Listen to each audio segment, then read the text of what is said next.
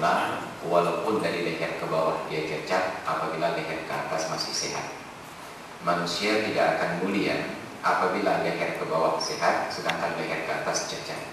Nah, maka kita akan dikembalikan dirujuk ke rumah sakit jiwa yang terdekat. Nah, oleh karena itu yang menjadikan manusia itu mulia karena dua perkara. Mengandalkan logika dan berpikir saja tidak menjadikan manusia lebih, karena makhluk yang lain pun berpikir.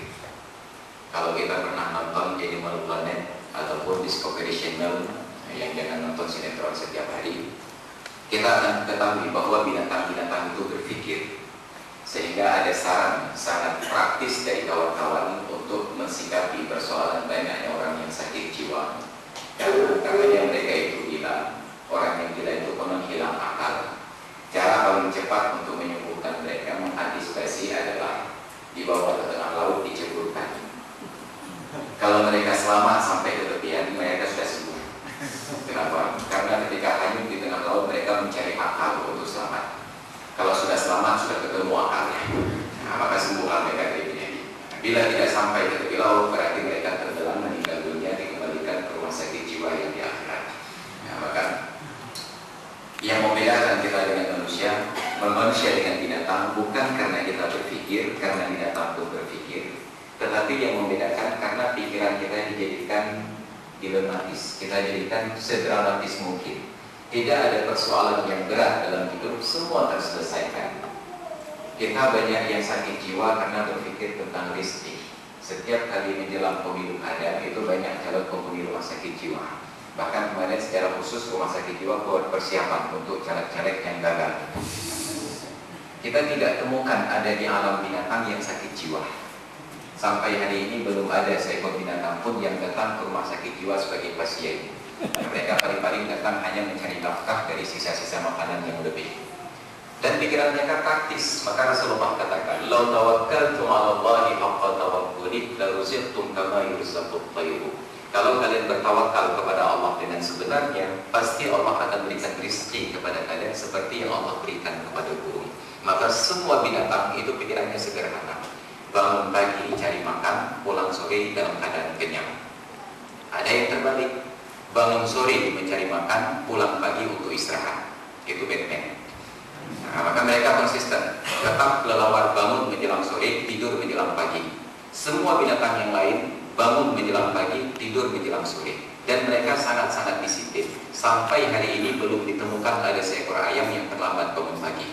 Nah, sehingga itu menjadi rujukan para Bilal dan Imam Nasah. Apabila ayam sudah berkokok berarti sudah waktu subuh. Tidak pernah ada yang terlambat. Dan tidak ada dalam pikiran ayam karena kita bangun terlalu cepat habis sholat subuh tidur lagi. Tetap mereka bekerja, baru istirahat pada waktu malam. Terus binatang dalam keadaan demikian sampai rusak jiwa mereka ketika berinteraksi dengan manusia. Mereka makhluk yang mandiri, cari nafkah sendiri. Ketika lapar mereka bekerja, kenyang mereka istirahat. Sampai akhirnya mereka berinteraksi dengan manusia. Maka kalau mau melihat lembu yang sakit ada di kandang yang dibuat oleh manusia. Kambing mengkurap ada di kandang yang dibuat oleh manusia. Bahkan setelah dibuka jalan jalur selawat dengan gluten, itu monyet-monyet pun terimbas penyakit manusia. Pandai cari minta sedekah. Ini manusia yang ajarkan. Padahal di zaman sebelumnya monyet sangat mandiri. Kalau lapar mereka cari makanan, dapat pisang selesai. Tapi gara-gara bersahabat dengan manusia, mereka tidak lagi mandiri. Mereka parkir di pinggir jalan, dengar suara deru suara mobil, mereka bangun untuk main akrobat, minta sedekah. Saya khawatir dalam perkembangan 5 tahun ke depan mungkin monyet-monyet ini akan ajukan proposal kepada mereka. Diajarkan oleh manusia. Maka kalau dari sisi berpikir tidak menyebabkan kita lebih dari binatang. Hanya kita pandai mendramatisir persoalan. Maka kekhawatiran banyak orang yang stres sekarang bukan persoalan makan hari ini, tapi persoalan makan tahun depan. Nah, padahal tahun depan belum tentu hidup. Kemudian yang kedua, kelebihan kita adalah mengolah kata. Khalaqal insana 'allamahul bayan. Allah ciptakan manusia dan kepada manusia diajarkan al-bayan. Yang al-bayan ini dinyatakan oleh para ulama, wa minal bayani la sihrun. Sungguh sebahagian dari bayan, dari untayan kata itu mengandung nilai sihir. Maka sihir dengan kata-kata itu luar biasa. Sehingga terlihat orang-orang yang hebat dalam dunia manusia itu bukan orang yang perkasa, tapi orang yang pandai bicara.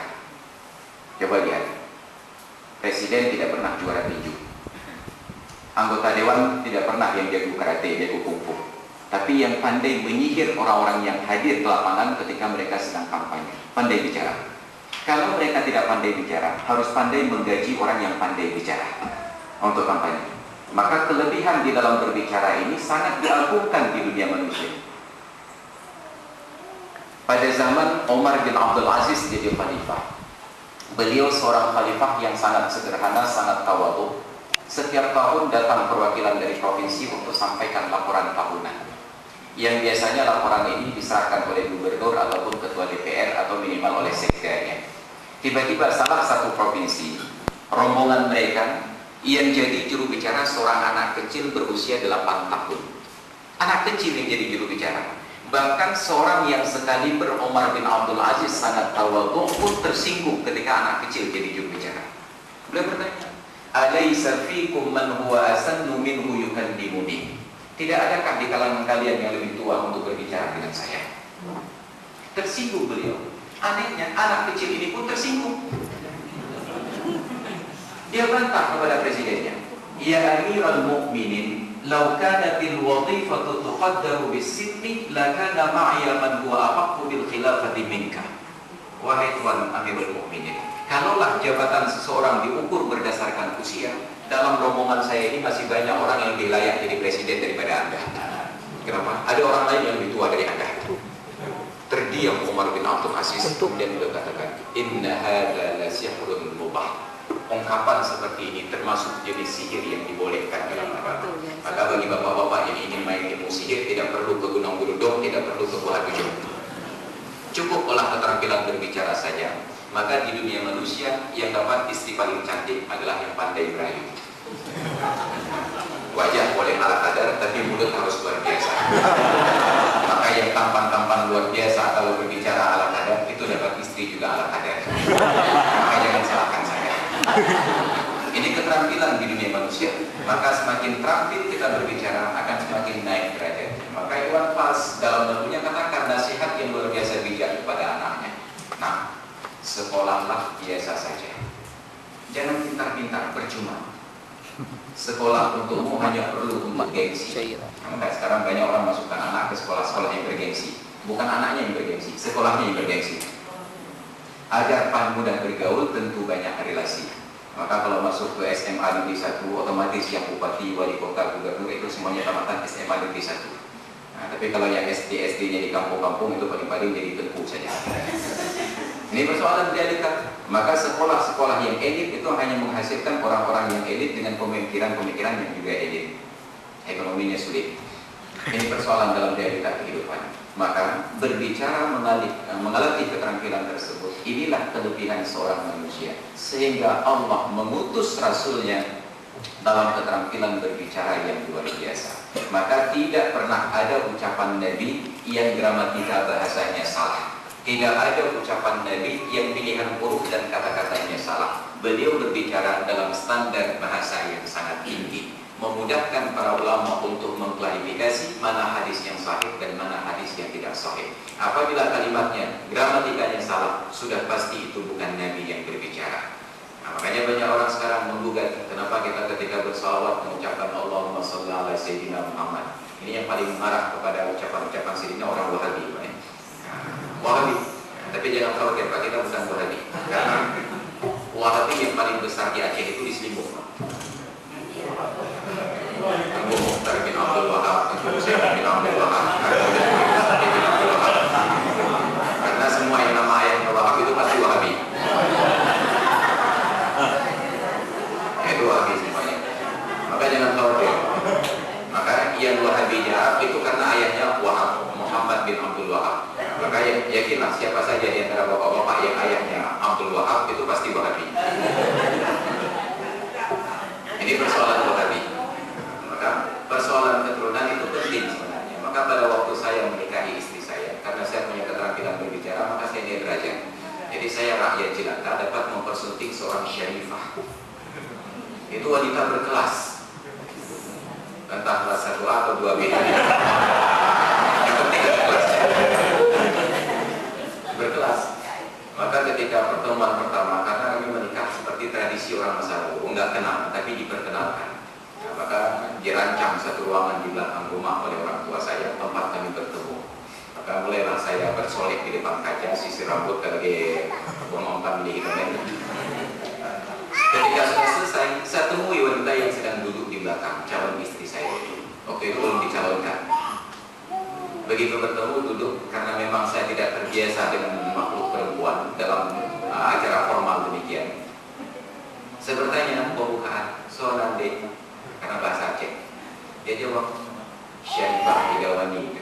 Kaget saya sudah persiapkan daftar-daftar pertanyaan dari 1 sampai nomor 17. Tapi ketika disebutkan namanya Syarifah Hidawani, saya langsung melompat ke pertanyaan nomor 17. Saya tanya, kalau Syarifah, apa boleh kawin dengan kami orang-orang yang rakyat jelata? Padahal pertanyaan ini dipersiapkan nomor 17. Apa mau kawin dengan saya? Tapi begitu selesai tanya nama, kaget karena namanya Syarifah, melompat ke pertanyaan kaget. Mungkin Syarifah kawin kamu? Apa jawaban istri saya? Anakku, kamu nyong keluarga saya moderat. Ada kakak lebih kamu kawin dengan saya, rakyat jelata cing kawin. Jadi ketika saya sebagai rakyat jelata mengakui kejelataan saya terima. Tapi ketika calon istri saya yang Syarifah katakan saya jelata, marah saya, tersinggung. Helen jelata kacil. Saya tanya ke dia, kamu itu dapat Syarifah, ayah kamu itu dapat Said, siapa yang berikan gelar? Siapa yang beri nama? Oh, kakek saya. Oh, muci pegadang, beladang. Tapi ayah saya itu diberikan gelar Sayyid oleh orang Arab Saudi secara resmi. Ayah saya kuliah di Universitas Islam Madinah. Coba tanya kepada Bapak Kepala Mahkamah Provinsi yang tamat kuliah di sana, di ijazahnya pasti dituliskan qad mana'at Jami'atul Islam bil Madinah ila Sayyid Muhammad Ismi bin Sayyid Ismail. Ayah saya diberi gelar Sayyid di depan, kakek saya diberi gelar Sayyid di depan. Saya bilang, ayah saya itu Sayyidnya dari Madinah, ayah kamu Sayyidnya dari kakek. Hebat saya Sayyidnya. Makanya sekarang saya ini Sayyid secara tidak langsung. Ada kebanggaan-kebanggaan pada nama ini. Maka ketika kita menikah, pendekatan, pembicaraan tersebut akan menentukan kualitas kita yang ke depan. Jadi berbicara dengan bahasa yang sopan, dengan etika yang sopan akan menaikkan derajat kita sebagai nilai-nilai manusia dalam hidup. Maka pada saat pendekatan ini saya tanya bagaimana proses-prosesnya. Jadi terjadilah pernikahan dengan cara-cara yang sangat Islami. Maka puji dan syukur kita kepada Allah Subhanahu wa Ta'ala yang telah menjadikan kita dalam wujud manusia dan memuliakan kita dengan akal dan dengan bicara. Kemudian salawat dan salam kepada junjungan alam Nabi besar Muhammad sallallahu alaihi wasallam. Nabi yang dalam kehidupan beliau telah mengajarkan keteladanan bahwa tidak ada sesuatu di dalam alam ini yang akan menunjukkan standar dan nilai kesuksesan seorang manusia daripada sesuatu yang sangat real dalam kehidupan yang terdekatnya, ketika dia secara perkasa dan berani untuk mengakui baiti jannati, rumahku adalah surgaku, home sweet home, kata tetangga saya, rumahku adalah surgaku. Maka sehebat apapun karir kita di luar rumah, apabila rumah terasa seperti neraka, sia-sia. Tapi sehina apapun kita di luar rumah, apabila pulang disambut seperti pahlawan yang menang perang, maka itu adalah kesuksesan.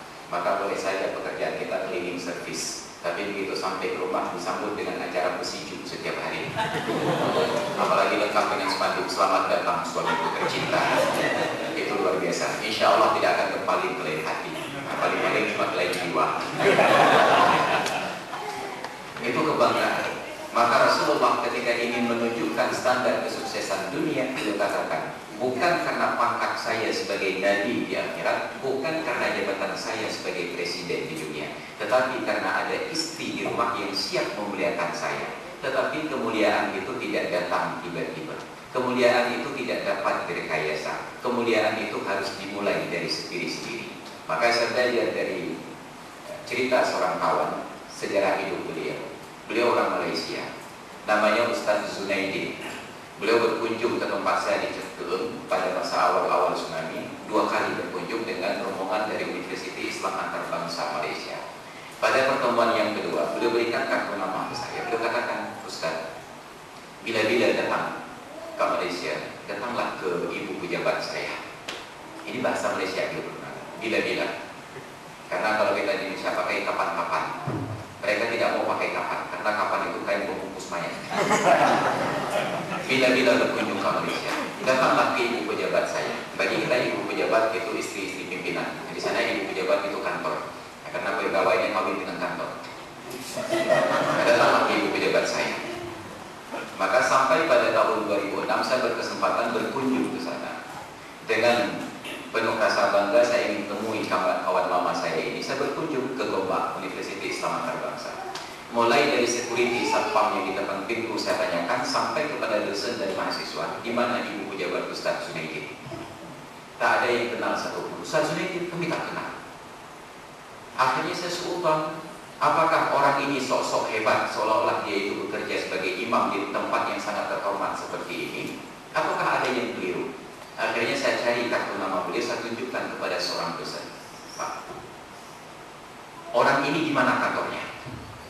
Baru mereka sambil tepuk kening dengan mengucapkan O yang 3 alif. Oh, katanya, panjang O-nya.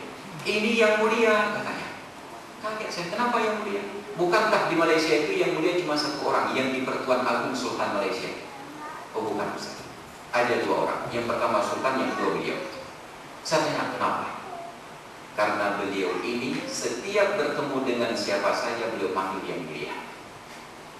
Bertemu orang tua, apa kabar yang mulia? Bertemu anak kecil, apa kabar yang mulia? Bertemu kawan sepermainan, apa kabar yang mulia? Karena setiap orang yang beliau temui beliau panggil yang mulia, akhirnya semua orang yang beliau panggil ini membalas panggil beliau, apa kabar yang mulia? Maka rupanya untuk jadi mulia itu gampang sekali. Tinggal memuliakan orang lain, kita akan dipanggil mulia. Maka saya pulang ke Aceh, saya coba pakai resep beliau dengan sedikit modifikasi. Begitu saya pulang ke Aceh, setiap kawan yang saya hubungi saya telepon, saya panggil Pehaba Gurek. Murid-murid saya pun saya panggil Pehaba Gurek. Guru saya pun Pehaba Gurek. Ternyata untuk panen kebaikan itu agak lama waktunya. Nah, terus saya semai. Setelah 1 bulan, 2 bulan berlalu, akhirnya saya mulai panen sedikit demi sedikit. Setiap orang yang telepon saya dulunya saya panggil Gurek, akhirnya mulai menelpon saya, Assalamualaikum Pehaba Gurek. Alhamdulillah. Jadi ternyata untuk jadi mulia itu tinggal bagaimana memuliakan orang lain saja. Tapi yakinlah panen kebaikan itu agak sedikit lama. Kalau mau panen keburukan segera. Kalau tidak percaya coba maki salah 1 orang di ruangan ini, pasti akan kontan dibalas. Enggak ditunggu besok. Nah, kenapa? Karena itu keburukan. Maka yang keburukan cepat balik modalnya, yang baik-baik agak lama sedikit. Tetapi yakinlah masa menanti itu masa-masa yang luar biasa. Maka saya belajar dari beliau, untuk menjadi mulia harus memuliakan orang lain. Bagi siapa saja suami yang ingin dimuliakan di rumah, maka hendaklah memuliakan isi rumah, termasuk perabotannya. Apa saja yang terdapat di dalam rumah, apabila mereka yang di rumah dimuliakan, pasti kemuliaan itu akan berbalas. Karena hukum fisika, hukum Newton menyatakan, sekeras apa tepukanmu ke permukaan air, maka sekeras itu pula air akan muncrat ke wajahmu. Nah, maka walaupun saya ustaz mengerti hukum Newton, ini peraturan hukum alam, tetap berlaku dalam bidang apa saja. Sekeras apa kita perlakukan orang lain, akan sekeras itu pula orang memperlakukan kita. Selembut apa kita perlakukan orang lain, selembut itu pula perlakuan orang akan kembali kepada kita. Maka karena saya ingin belajar resep-resep kemuliaan sederhana, saya ingin kebahagiaan itu ada dalam rumah tangga, saya coba terapkan. Saya belajar dari pengalaman seorang kawan. Beliau senior saya, lebih tua dari saya. Ketika pertama kawin, saya tinggal di kampung istri di Sydney, Brunei. Karena saya tidak ada kegiatan, setiap kali beliau akan khutbah Jumat, saya diajak sebagai pendamping untuk duduk di belakang. Bukan pendamping, pembelakang. Karena pendamping itu duduk di samping, sedangkan saya duduk di belakang karena naik sepeda motor. Nah, jadi saya pembelakang.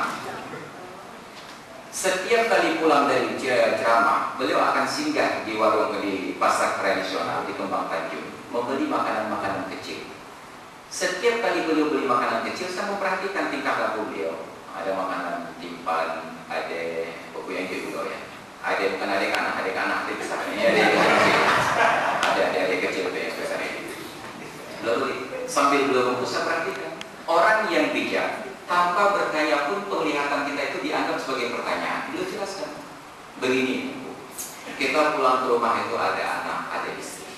Kalau kita pulang dengan tangan kosong, maka yang menyambut kita akan kekosongan. Tapi kalau kita pulang membawa sesuatu di tangan, maka akan ada panitia penyambutan. Saya mengingsan.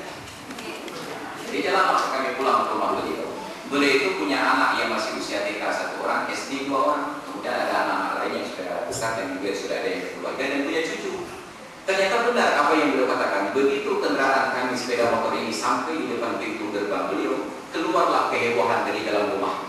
Persis seperti anak pramuka ketika presiden lewat dengan umbul-umbulnya. Ayah Allah, ayah Allah. Semangat sekali. Saya pikir hebat juga penyambutan demikian rohani. Maka saya coba terapkan ketika Allah berikan anugerah kepada saya seorang anak laki-laki, tinggal di turun. Setiap kali pulang, saya bawa dengan murah saja harganya, hanya kerupuk yang 1.000 1 bungkus, 2 bungkus. Pertama saya praktekkan tidak ada sambutan sama sekali karena tidak ada pemberitahuan sebelumnya. Masuk ke dalam, duduk, baru anak saya bertanya, ya apa ini? Makanan, saya bilang, baru dia bangkit. Senang melihat bahwa hasil karya kita dinikmati. Itu sama seperti hasil karya para pendahulu kita yang sekarang kita nikmati. Yakinlah bahwa mereka sedang bergembira. Hari kedua, karena belum mentradisi, tetap tidak ada penyambutan. Masuk ke dalam, anaknya setelah melihat dia tidak perlu bertanya karena kemarin sudah ada riwayatnya makanan. Maka dia sudah berdiri, bangun dan mengambil. Hari ketiga baru terjadi penyambutan. Saya parkir mobil, anak saya berdiri di pintu samping mobil. Saking semangatnya saya, begitu buka pintu, bukan sepatu yang pertama turun, kantong plastik yang pertama turun.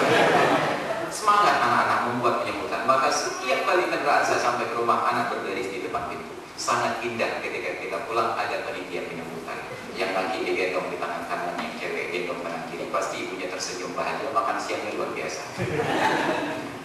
Kalaulah anak-anak ini punya ide lebih kreatif, mungkin suatu saat dia akan buat pesan spanduk, selamat datang ayah. Itu kebahagiaan. Maka untuk menjadikan rumah tangga itu sebagai surga dan mendapatkan kebahagiaan, tidak harus kita menjadi seorang gubernur, tidak harus menjadi bupati, cukup menjadi diri sendiri dan muliakan orang-orang yang ada di sekitar kita. Pasti kemuliaan akan kembali kepada diri kita sendiri. Ini yang dipraktekkan oleh Rasulullah. Maka beliau tidak pernah merepotkan istri. Padahal istri beliau itu ada 15. Sungguh kalau Rasulullah hidup sekarang akan bermasalah dengan mahkamah syariah.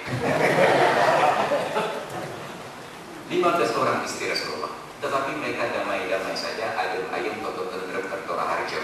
Kenapa? Karena Rasulullah melayani mereka dengan sangat baik. Di rumah manapun beliau menginap, tetap paginya beliau akan survei setiap rumah istri yang lain, menanyakan apa yang kurang. Kurang garam, beliau berikan garam. Kurang beras, mereka tidak makan beras. Karena yang makan beras itu orang bodoh saja seperti kita. Mereka makan gandum. Semua dipenuhi oleh Rasulullah. Maka tidak ada beban di hati mereka karena Rasulullah menyampaikan secara terhormat. Maka bahagiakan rumah tangga kita, insya Allah kebahagiaan itu akan mengalir kepada kita. Jadi kebahagiaan tidak bisa berjalan sendiri. Maka kalau kita ingin kemakmuran, bahagia sendiri, itu akan berakhir rumah sakit jiwa. Datang ke kantor hanya kita sendiri yang senyum-senyum ketika semua orang lain cemberut. Itu tidak akan berakhir lama. Insya Allah akan segera end nantinya. Maka Rasulullah ajarkan standar kebahagiaan manusia adalah ketika dia bisa membahagiakan lingkungannya dan dimanapun dia berada, dia diterima oleh komunitas yang ada di sana. Ini keteladanan dari Nabi Muhammad SAW. Maka keteladanan beliau itulah yang kemudian Allah abadikan di dalam Al-Quran. Laqad kana lakum fi Rasulillahi uswatun hasanah. Kenapa? Karena Allah sudah nyatakan, innaka la'ala khuluqin azim. Sungguh engkau itu berada di atas satu standar derajat nilai kemanusiaan, akhlak yang sangat tinggi. Karena ketinggian akhlak Rasulullah, maka Allah tidak berani memanggil beliau dengan sebutan nama. Di dalam Al-Quran tidak pernah ada panggilan ya Muhammad. Nabi Adam dipanggil ya Adam uskun anta wa zawjukal jannah. Nabi Nuh dipanggil dengan namanya ya Nuh innahu amalun ghairu salih. Nabi Musa ya dipanggil ya Musa idrib bi'asakal hajar. Nabi Isa dipanggil ya Isa bin Maryam anta qulta lin-nasi ittakhiduni wa ummi ilahaini min dunillah. Ya Ibrahim, ya Ismail. Semua Nabi dipanggil oleh Allah Ta'ala dengan nama mereka. Tapi Tetapi tidak terdapat satu ayat Al-Quran yang mengutip Ya Muhammad. Setiap kali Allah panggil Nabi Muhammad disebut gelar beliau. Ya ayyuhan nabiyyu qul li azwajika wa banatika wa nisa'il mu'minina yudnina 'alaihinna min jalabibihinna. Wahai Nabi, katakan kepada istrimu, putri-putrimu dan wanita yang beriman agar mereka itu merendahkan jilbab mereka. Karena sudah kita sebut jilbab, maka kita singgung sedikit ada jilbab yang sekarang ini berkembang. Itu bahasanya ada pada MPU, bukan pada saya. Kemudian dalam ayat yang lain, Ya ayyuhar rasulu balligh ma unzila ilaika. Wahai Rasul, sampaikan apa yang telah Allah turunkan kepadamu. Tidak pernah Allah panggil Nabi kita dalam nada panggilan. Kalaupun Allah sebut nama Muhammad di dalam Al-Quran itu dalam bentuk pemberitahuan, pemberitaan. 4 kali Allah sebut. Pertama di dalam surat Ali Imran 144, maka Muhammadun wa ma Muhammadun illa rasulun qad khalat min qablihi ar-rusul afa imma aw qutila qalabtum ala aqabikum. Muhammad itu tidak lain melainkan seorang rasul yang sudah pernah ada rasul-rasul sebelumnya. Adakah kalau dia mati atau terbunuh kalian kembali kepada kekufuran? Kemudian disebutkan dalam surat Al-Fath yang tadi dikutip oleh Bapak pimpinan, Muhammadur Rasulullah walladzina ma'ahu asyiddau 'alal kuffari rahamau bainahum. Muhammad itu Rasulullah, orang-orang yang besertanya sangat tegas terhadap kekafiran dan mereka saling menyayangi sesama mereka. Nah sekarang yang terjadi di Aceh, pengikut-pengikut Nabi Muhammad itu sudah berbeda. Rahamau ma'al kuffar asyiddau bainahum. Mereka saling menyayangi dengan orang kafir, keras terhadap sesama sendiri. Maka di Aceh tidak ada konflik agama. Orang Kristen aman, Hindu aman, Buddha aman. Yang tidak aman itu orang Islam karena beda mazhabnya saja. Maka yang 8 dicibir oleh yang 20, yang 20 disindir oleh yang 8. Maka yang tidak aman di Aceh itu umat Islam, bukan yang non-Muslim. Maka ingatkan kepada orang non-Muslim, jangan khawatir tinggal di Aceh. Tapi ingatkan kepada orang Islam, hati-hati masuk ke Aceh. Kenapa? Rohamau ma'al kuffar asyiddau bainahum. Yang ketiga, Allah sebutkan di dalam surat Muhammad, walladzina amanu bima nuzila ala Muhammadin wa huwal haqq. Apa yang diturunkan kepada Muhammad itu adalah kebenaran. Kemudian di dalam surat Al-Ahzab ayat 20 Allah tegaskan, wa ma kana Muhammadun aba ahadin min rijalikum walakin Rasulullah wa khataman nabiyyin. Muhammad itu bukanlah ayah salah seorang laki-laki di kalangan kalian. Allah tidak pernah berani panggil Nabi Muhammad dengan ya Muhammad. Maka adab inilah yang diajarkan oleh Rasulullah kepada para sahabat. Tidak ada seorang Arab yang berpendidikan pun yang panggil Nabi dengan namanya, kecuali pasti mereka sebut ya Rasulullah. Yang panggil Nabi dengan namanya adalah sahabat-sahabat yang tidak berpendidikan, A'rabi, orang Ajam. Mereka datang ya Muhammad. Maka melihat latar belakang orang-orang yang panggil Nabi dengan tidak menyebut gelar beliau, itu tidak berpendidikan. Termasuklah kita di Aceh. Kita di Aceh panggil Nabi itu kehilangan rasa hormat. Ketika berselawat kepada Nabi main ancam lagi. Ya Maulana ya Habibi nubreka moba uleti ti. Macam mana ancaman? Menyuhan nubrek. Oh ya Muhammad, main ancam. Ini tanda bahwa kita di Aceh tidak punya adab terhadap Rasulullah. Kenapa tidak menyatakan dengan baik saja? Nubrek kamu ya Rasulullah. Oh itu dia ancam menyuhan nubrek. Oh ya Muhammad, bikin akhirnya kui gerekake. Ini persoalan etika ketika berbicara bahwa setiap orang itu dipanggil dengan gelarnya. Maka pada bab Sayyidina tadi yang kita awali dalam sejarah istri saya, Rasulullah dikutip ada satu hadis, la tusawwiduni fi salatikum. Jangan kalian sayid-sayidkan saya di dalam salat kalian. Ulama katakan hadis ini tidak mungkin sahih. Kenapa? Karena sayyidun walaupun itu huruf illat tetapi menggunakan huruf ya pada tengahnya. La tusayyiduni bukan la tusawwiduni. Maka nyatalah bahwa Nabi berbicara dengan kalimat yang paling fasih, dengan ungkapan yang paling fasih. Maka huruf bahasa Arab yang paling berat diucapkan itu huruf qad. Maka kita puji beliau dalam salawat. Assalatu wassalamu ala sayyidina Muhammadin afdalu man nataqa bil qad. Salawat dan salam kepada Nabi Muhammad, manusia yang paling fasih ketika bertutur dengan huruf qad. Yang lain ala kadar saja. Maka banyak yang sholat ketika berjamaah bacaannya itu aneh. Sehingga saya pernah satu kali sholat berjamaah sampai gak jadi sholat, turun dari mobil mau sholat isya berjamaah, tiba-tiba imam mengakhiri Fatihah rakaat pertama, wallahu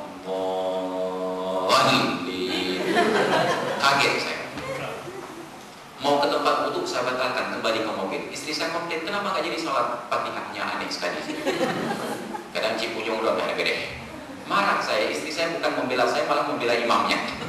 Saya bilang ke istri, kalau begitu kita tunggu rakaat kedua di samping jalan yang dekat dengan menara masjid. Coba kita dengarkan. Saya parkirkan di samping menara masjid, secara khusus saya turunkan jendela mobil. Coba dengarkan. Sampai rakaat kedua. Walaupun ini aneh banget aja. Makanya jangan salahkan telinga saya. Padahal para ulama kata dalam bacaan walaupun mat lazim musaqqal kalimi panjangnya 3 alif ataupun 6 harakat. Itu harus konsisten, bentuk mulut tidak boleh berubah mundur ke belakang ataupun geser ke samping. Pegang. Walaupun kalau mundur keluar bunyi huruf waw. Tapi imam ini sudah tua. Kalau sudah tua, sudah lama jadi imam. Kalau sudah lama, selama itulah dia baca Fatihah demikian rupa. Maka bermasalah selalu salat kita. Jadi setelah sekian lama syariat Islam di Aceh, salat belum beres, zakat belum beres, haji belum beres, apapun belum beres, tidak ada yang beres. Bahkan nikah pun tidak beres-beres. Nah, kenapa? Karena qabiliyah masih bertebaran. Yang namanya qabiliyah tetap kawinnya sambil lari, tidak pernah sambil duduk. Ini persoalan dalam kehidupan kita. Maka Rasulullah ajarkan kepada kita manusia tentang bagaimana berbicara yang baik dan memuliakan beliau, walaupun tidak harus mengedepankan Sayyidina di depan, tapi jangan sampai kita melarang ucapan Sayyidina kepada orang yang ingin mengucapkan. Maka Imam Nawawi dalam mazhab Syafi'i, beliau memilih bahkan di dalam salat pun lebih baik ada Sayyidina. Tapi ulama mazhab Syafi'i memilih seperti pendapat Imam Syafi'i, bahkan di dalam salat pun lebih baik seperti ajaran Rasulullah, qulu Allahumma salli ala Muhammad wa ala ali Muhammad. Maka ini keterangan dari Rasulullah. Jadi ketika kebahagiaan itu ada, Rasulullah ingin kita sebagai umat Islam mensyukuri. Maka beliau katakan, ajaban li amril mu'min, sangat luar biasa kegiatan aktivitas umat Islam ini. Apabila mereka diberikan nikmat, mereka bersyukur, itu kebaikan. Kalau diberikan suatu bencana dan bala, mereka bersabar, itu pun kebaikan. Artinya pada umat Islam itu tidak ada off-nya. Nah, seperti iklan kartu as, naik ke atas on, ke bawah juga on. Dapat nikmat kita syukur baik, dapat bala kita sabar juga baik. Maka ketika tadi oleh Bapak Pimpinan menyatakan kita masih banyak kekurangan, saya ingin ingatkan kekurangan itu jangan disyukuri. Kalau kekurangan disyukuri, itu akan bertambah kekurangan. Kekurangan itu kita harus sabar. Yang disyukuri itu nikmatnya. Nah, makanya banyak para istri yang tidak ingin suaminya bersyukur. Kenapa? La in syakartum la azidannakum. Kalau suami pandai bersyukur, pasti istri kalian akan kami tambahkan. Sangat tidak dianjurkan pada suami mensyukuri nikmat istri yang sudah ada. Maka bersabarlah atas istri yang sudah ada. Jadi apapun permintaannya penuhi dan ingat hal itu sebagai bahagian dari ujian dari Allah Subhanahu wa taala. Maka bahagian dari syukur yang paling tinggi, Allah hanya minta satu perkara kepada kita. Salat 5 waktu sehari semalam, dan kalau bisa dilakukan secara berjamaah, dan itu standar kedisiplinan umat Islam. Maka tidak ada standar disiplin yang paling tinggi di dunia yang bisa mengalahkan disiplin sholat. Di depan kita ada Pak Budi, beliau sudah pangkat Letnan Kolonel. Saya yakin beliau tidak akan mau bertarung dengan saya untuk merapikan barisan pasukan beliau yang sampai ribuan jumlahnya dalam masa 1 menit. Perlu waktu pasukan berbaris. Tapi sholat bisa mendisiplinkan ratusan ribu orang dalam waktu 1 menit. Di Masjidil Haram ketika orang berkumpul sedang tawaf dalam putaran yang luar biasa amburadul. Begitu imam bertakbir Allahu Akbar, semua berdiri di dalam barisan. Ini pemberitahuan untuk minum atau untuk berhenti? Minum ya. Karena kami sudah sepakat bagi waktu masing-masing setengah jam tadi.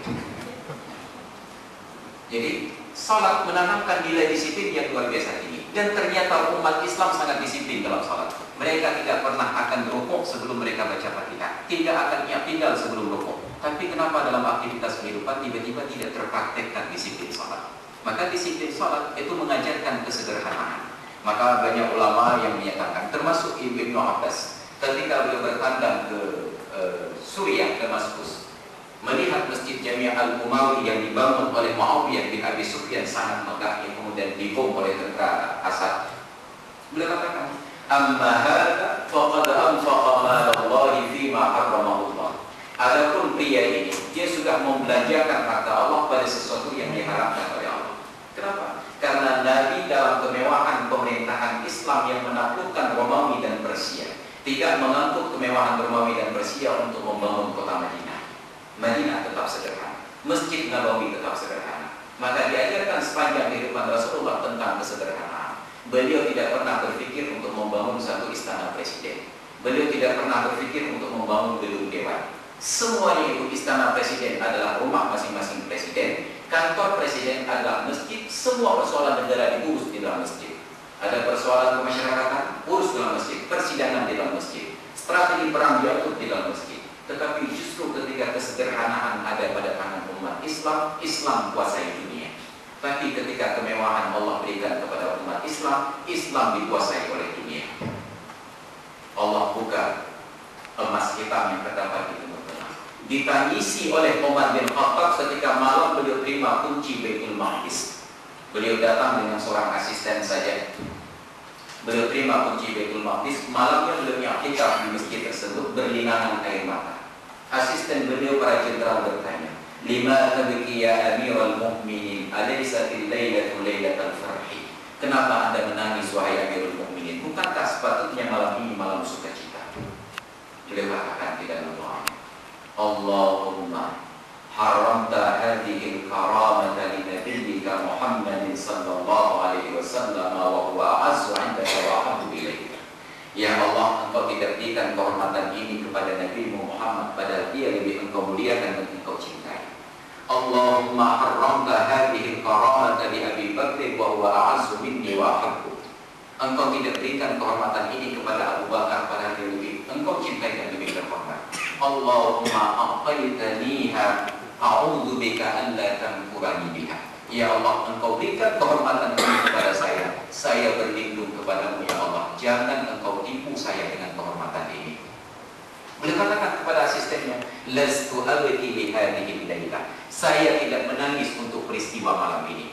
Walakin abki lil mustaqbal. Tapi saya menangis untuk masa depan. Ketika Allah buka dunia untuk kalian, kalian akan lupakan berjuang di jalan Allah. Kalian sibuk kejar dunia. Pandangan Sayyidina Umar tentang masa depan. Dan terbukti hari ini tidak ada satupun negara-negara Muslim yang bersedia untuk membela kehormatan Islam. Ketika umat Islam dijajah, kita hanya memberikan obat untuk menyembuhkan luka mereka, tapi tidak menangkis serangan-serangan yang akan melukai mereka. Inilah hakikat umat Islam realita pada hari ini. Maka oleh karena itu, Allah jadikan peraturan sholat tersebut luar biasa detailnya, mengajarkan kita untuk jujur sehingga tidak ada satu orang pun yang sholatnya tidak berniat. Padahal tidak ada yang bertanya, "Anda demikian berapa?" Setiap orang yang sholat disiplin, padahal tidak ada yang memperhatikannya. Maka saya sangat terharu ketika masa Menteri Pendidikan Fuad Hasan, beliau itu dihujat oleh umat Islam karena satu statement beliau. "Saya lebih senang mengalokasikan dana membangun pustaka daripada bangun masjid." Umat Islam hujat beliau. Katanya ini pelecehan terhadap Islam. Kenapa beliau lebih senang pustaka daripada masjid? Baru pada saat saya kuliah di Al-Azhar di Mesir dengan kawan saya Tengku Iswari di belakang, itu mantan selingkuhan saya. Ini bukan hanya sekamar, malah seragam dulunya. Tapi jangan beritahukan istri beliau, ini istri saya. Baru saya tahu, ternyata di Timur Tengah di Mesir, masjid bukan persoalan bagi mereka. Karena begitu tiba waktu salat di koridor-koridor kantor langsung dikumandangkan azan, yang lain langsung gelar tikar dan mereka salat berjamaah. Di Mesir dimanapun ada jemaah, walaupun masjid terbatas. Di negeri kita, di semua tempat ada masjid, jemaahnya yang terbatas. Terbalik, semua perkantoran punya masjid. Makanya saya kagum kepada seorang pimpinan BI di Aceh ketika beliau batalkan sholat Jumat di Masjid Komplek BI karena beliau berharap agar karyawan BI tersebut mau membawa dengan masyarakat melihat realita agar sholat di masjid-masjid yang terdekat. Maka sekarang di Banda Aceh, masjid yang saya ketahui paling makmur, musalla yang paling makmur pelaksanaan sholat berjamaahnya itu di musalla kantor wali kota. Itu antri orang sholat berjamaah.